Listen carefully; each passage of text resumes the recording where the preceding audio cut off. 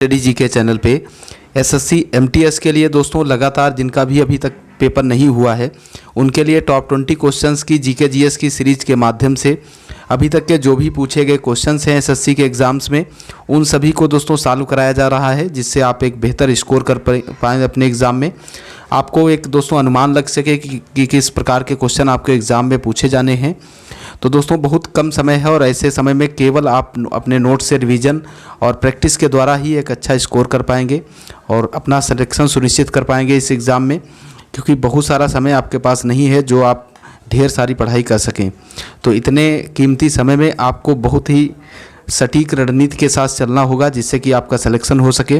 दोस्तों मेरे चैनल पे जब से एसएससी एमटीएस का एग्ज़ाम स्टार्ट हुआ है तब से लगा करके अब तक दोस्तों बहुत छोटी छोटी वीडियोस के माध्यम से बहुत सारी क्लासेस कराई गई हैं। तो चैनल पे विजिट करके आप बहुत ही कम समय में उन सारी क्लासेस को अटेंड कर सकते हैं और उनमें अभी तक के जो भी एसएससी के एग्ज़ाम्स हुए हैं उन सभी के सिलेक्टेड क्वेश्चंस हैं और उनका एनालिसिस के साथ बताया गया है उनको।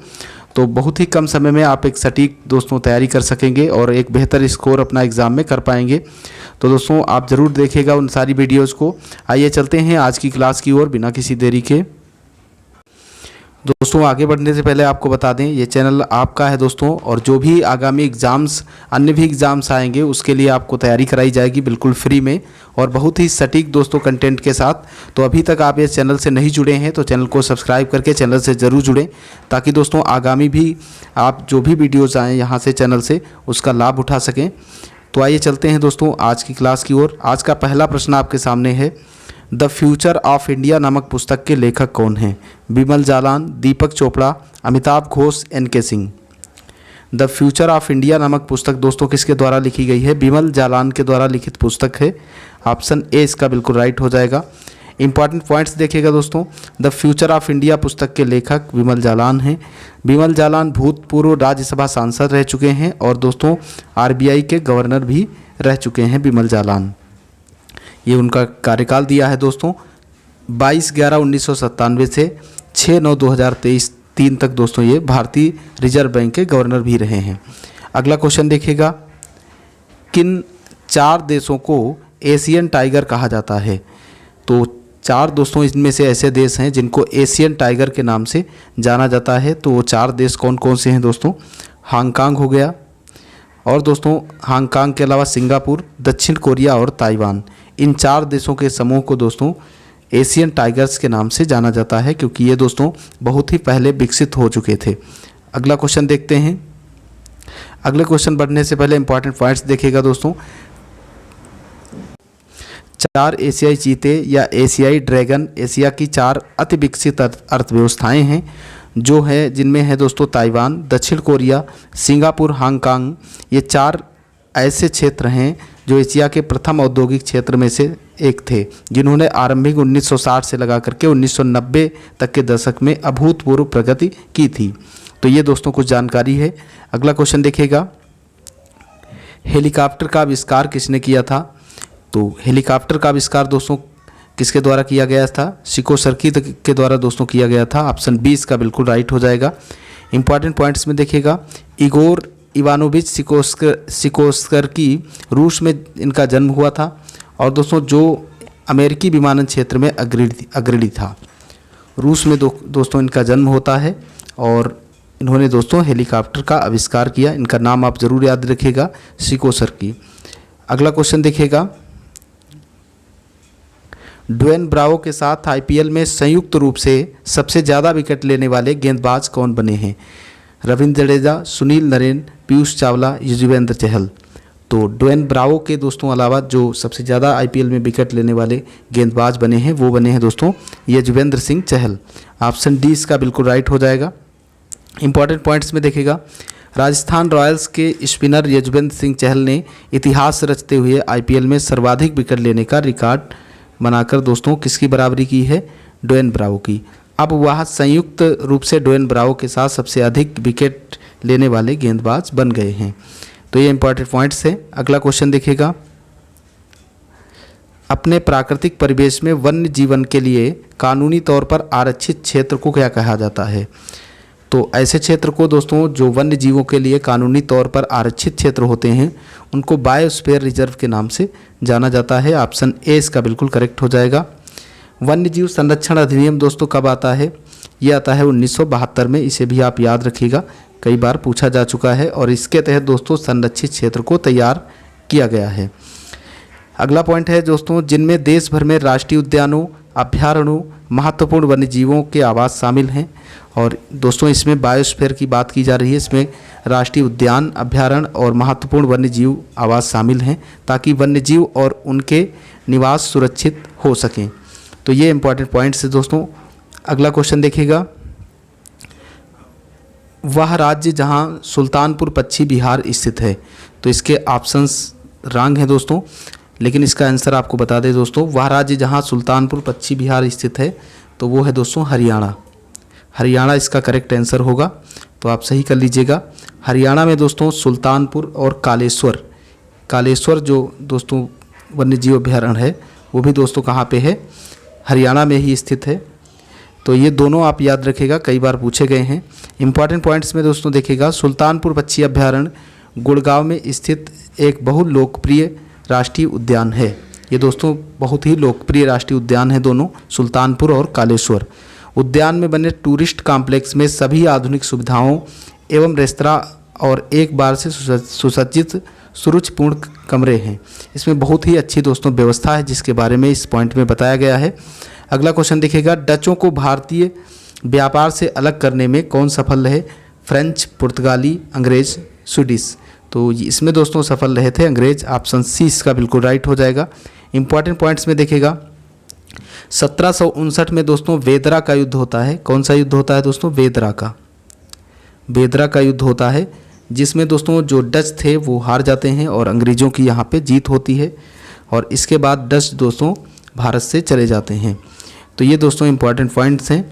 अगला क्वेश्चन देखिएगा, इंदिरा गांधी महिला सम्मान निधि किस राज्य या केंद्र शासित प्रदेश में शुरू की गई है? तो इंदिरा गांधी महिला सम्मान निधि योजना दोस्तों ये शुरू की गई है हिमाचल प्रदेश के अंदर। ऑप्शन 20 का बिल्कुल राइट हो जाएगा, वहाँ की जो महिलाएं हैं उनके सम्मान के लिए। अगला क्वेश्चन देखिएगा, किस देश ने पीटर्सबर्ग जलवायु संवाद की मेज़बानी की है? पीटर्सबर्ग जलवायु संवाद दोस्तों 2 से 3 मई 2023 में आयोजित हुआ। 2 से 3 मई दोस्तों 2023 के अंदर, और संयुक्त रूप से इसकी 2 देशों ने मेज़बानी की है, जर्मनी और दोस्तों यूएई ने। किसने? जर्मनी और यूएई ने इसकी मेज़बानी की है दोस्तों। इंपॉर्टेंट पॉइंट्स में देखिएगा, पीटर्सबर्ग जलवायु संवाद संयुक्त राष्ट्र जलवायु परिवर्तन सम्मेलन से पहले आयोजित एक वार्षिक उच्च स्तरीय राजनीतिक एवं अंतर्राष्ट्रीय मंच है। इसकी शुरुआत दोस्तों कब हुई थी? 2010 में जर्मनी की पूर्व चांसलर जो एंजेला मार्केल थी उन्होंने इसकी शुरुआत की थी। तो ये आप याद रखेंगे। अगला क्वेश्चन देखिएगा, अल्बुकर्क ने गोवा को 1510 ईस्वी में किससे छीना था? राजा जयमोरिन से, बीजापुर के सुल्तान से, फ्रांस से, इंग्लैंड से। तो इसने दोस्तों बीजापुर का जो सुल्तान था उससे दोस्तों आदिल शाह, किससे? आदिल शाह नाम था दोस्तों उसका, जिससे छीना था इन्होंने। बीजापुर का सुल्तान आदिल शाह से 1510 में। अगला क्वेश्चन देखिएगा, इंपॉर्टेंट पॉइंट्स में दोस्तों वही बात लिखी गई है। अगला क्वेश्चन आपके सामने है, दक्षिण भारत का तक्कोलम का युद्ध हुआ था, किसके किसके मध्य हुआ था? ये आपसे पूछा जा रहा है। तो ये दोस्तों चोल और राष्ट्रकूट शासकों के मध्य हुआ था, इसलिए ऑप्शन 20 का बिल्कुल राइट हो जाएगा। इंपॉर्टेंट पॉइंट्स में देखिएगा, दक्षिण भारत का प्रसिद्ध तक्कोलम का युद्ध राष्ट्रकूट नरेश कृष्ण तृतीय और परांतक प्रथम, चोल शासक परांतक प्रथम थे और राष्ट्रकूट शासक कृष्ण तृतीय दोस्तों, जिनके मध्य ये युद्ध हुआ था। अगला क्वेश्चन देखिएगा, और इसमें दोस्तों जीत राष्ट्रकूट शासक की हुई थी, परांतक फर्स्ट हार गए थे। अगला क्वेश्चन देखिएगा, पिग्मी हॉग दुनिया में सुअर की सबसे छोटी प्रजाति किस देश की स्थानिक है? तो ये दोस्तों अभी चर्चा में रही। भारत में दोस्तों इसकी संख्या लगातार घट रही थी, जिसके लिए दोस्तों प्रयास किए गए कि इसकी संख्या को बढ़ाया जाए। तो ऑप्शन 20 का राइट है दोस्तों, पिग्मी हॉग सुअर की एक जनजाति है, सुअर की एक जात है दोस्तों। और जबकि पिग्मी यदि आपसे पूछा जाता है तो पिग्मी दोस्तों ये अफ्रीका में पाई जाने वाली एक जनजात है दोस्तों, छोटे कद की एक जनजात है जिसको पिग्मी कहा जाता है। अंतर है दोस्तों, यहाँ पिग्मी हॉग लिखा हुआ है, ये सुअर की एक प्रजाति है। इंपॉर्टेंट पॉइंट्स में देखिएगा, सुअर की पिग्मी हॉग प्रजाति को बचाने के लिए राज्य सरकार के अलावा कई अन्य संगठन भी आगे आ रहे हैं। भारत में 60 के दशक के बाद से इसकी संख्या लगातार कम हो रही है, लेकिन संरक्षणवादियों ने इसे बचाने के लिए संकल्प लिया है। तो ये दोस्तों इंपॉर्टेंट पॉइंट्स हैं। अगला क्वेश्चन देखिएगा, हाल ही में सुर्खियों में रहे अब्दुल्ला अबू बकर कौन सा खेल खेलते हैं? अभी दोस्तों राष्ट्रमंडल खेल के दौरान ये चर्चे में रहे थे और इन्होंने दोस्तों कौन सा पदक जीता था? रजत पदक जीता था दोस्तों, रजत पदक इन्होंने जीता था। तो दोस्तों इन्होंने ट्रिपल जंप जो है उसमें रजत पदक जीता था। और इसके अलावा दोस्तों एल्थोस पाल जो हैं इन्होंने दोस्तों स्वर्ण पदक जीता था। तो ये चर्चा में रहे थे, आपसे पूछा जा सकता है इनका संबंध किससे है? ट्रिपल जंप से। अगला क्वेश्चन देखिएगा, हाल ही में किस देश ने ड्वार्फ बुल फाइटिंग पर प्रतिबंध लगाया है? तो ड्वार्फ बुल फाइटिंग पे प्रतिबंध लगाने वाला भी हाल ही का देश है दोस्तों स्पेन। स्पेन ने इस पर प्रतिबंध लगा दिया है। स्पेन का ये दोस्तों जो बुल फाइटिंग है राष्ट्रीय खेल है और इसमें दोस्तों बहुत ही ये जोखिम भरा खेल था, इसलिए इस पर प्रतिबंध लगाया गया। बुल फाइटिंग स्पेन और कई स्पेनिश भाषी देशों का राष्ट्रीय खेल है। अगला क्वेश्चन देखिएगा, अगला क्वेश्चन है किस राज्य या केंद्र शासित प्रदेश में मिलेट्स एक्सपीरियंस सेंटर का उद्घाटन किया गया है? मिलेट्स के लिए दोस्तों एक्सपीरियंस सेंटर का उद्घाटन कहाँ पे किया गया है?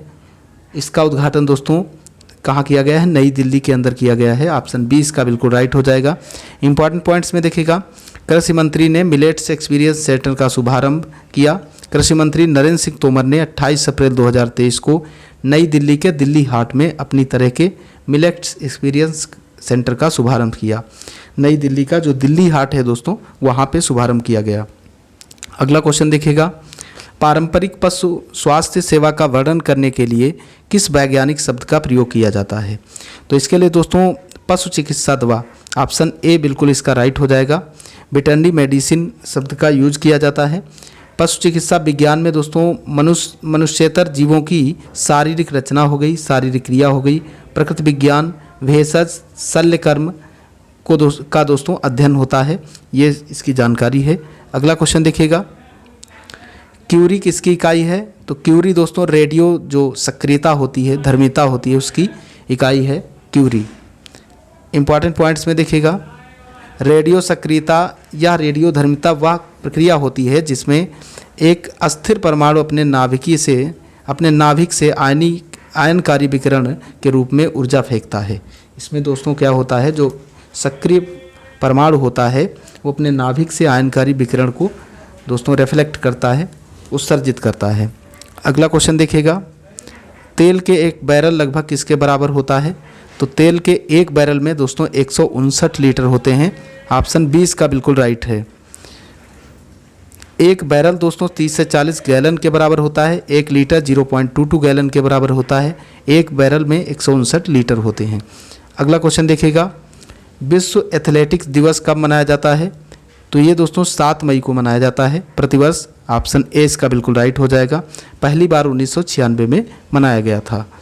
आज का लास्ट क्वेश्चन है दोस्तों, वाणिज्यिक पत्रिका वाणिज्य का प्रकाशन कहाँ से होता है? तो इसका दोस्तों प्रतिवर्ष प्रकाशन कहाँ से किया जाता है? मुंबई से। ऑप्शन बी इसका बिल्कुल राइट हो जाएगा। इंपॉर्टेंट पॉइंट्स में भी उसी बात को दोस्तों लिखा गया है। इसी के साथ दोस्तों आज की क्लास यहीं पे समाप्त होती है। आशा करता हूँ ये क्लास आपको पसंद आई होगी। यदि क्लास आपको पसंद आई है तो आप दोस्तों इसे लाइक कीजिए और कमेंट्स करके बताइए कि आपको ये क्लास कैसी लगी, और ज़्यादा से ज़्यादा लोगों के पास शेयर कीजिए दोस्तों, ताकि चैनल को और ज़्यादा मोटिवेशन मिल सके। और अभी तक आप चैनल से नहीं जुड़े हैं तो चैनल को सब्सक्राइब करके चैनल से ज़रूर जुड़ें, ताकि हर वीडियो का लाभ उठा सकें। पूरा वीडियो लास्ट तक देखने के लिए आपका बहुत बहुत धन्यवाद। जय हिंद, जय भारत।